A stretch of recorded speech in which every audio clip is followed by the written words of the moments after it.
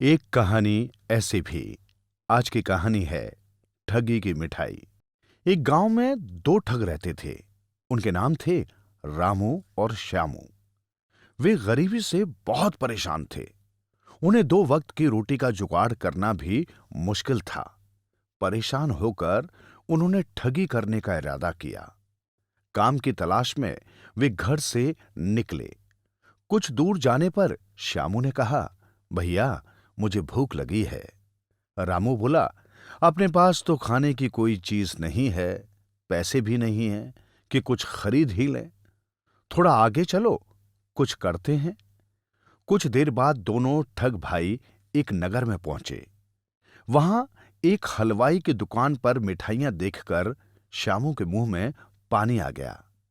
वो मिठाई खाने की जिद करने लगा। भूख के मारे बुरा हाल देखकर रामू को एक तरकीब सूझी। वो बोला, अच्छा ठीक है, मैं जैसा कहूं तुम वैसा ही करना।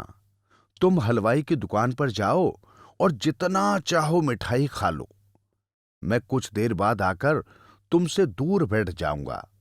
हम ऐसे बैठेंगे जैसे एक दूसरे को जानते ही नहीं हैं। तुम मिठाई खाकर उठकर चल देना। हलवाई तुमसे मिठाई के पैसे मांगे तो उससे खूब झगड़ने लगना। इतना कहकर रामू ने श्यामू के कान में धीरे से आगे की सारी बात समझा दी। श्यामू योजना के अनुसार हलवाई की दुकान पर जाकर मिठाइयां खाने लगा। थोड़ी देर में रामू भी आया और श्यामू से थोड़ी दूर बैठ गया। श्यामू ने खूब छक कर अपनी मनपसंद मिठाइयां खाईं और वहां से चल दिया। हलवाई ने जब देखा कि वो तो बिना पैसे दिए जा रहा है, तो उसे रोका और पैसे देने के लिए कहा। श्यामू ने कहा, मैंने तो पैसे दे दिए। दोनों के बीच झगड़ा हो गया। भीड़ जमा हो गई। शोरगुल सुनकर सिपाही ने टोका तो श्यामू जोर से बोला, मैंने तो रुपए दे दिए, फिर भी ये बेकार में झगड़ रहा है।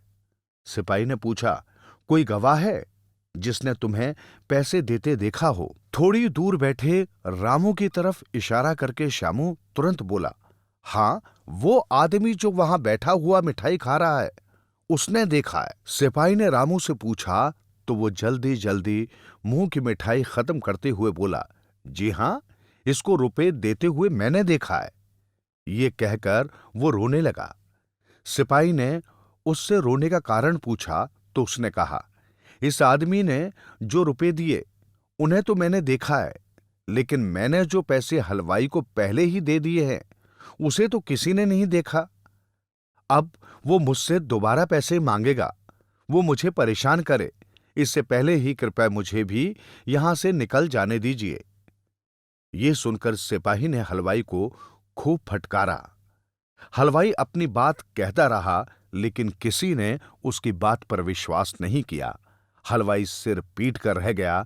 दोनों भाई मौका पाकर चुपचाप वहां से निकल भागे।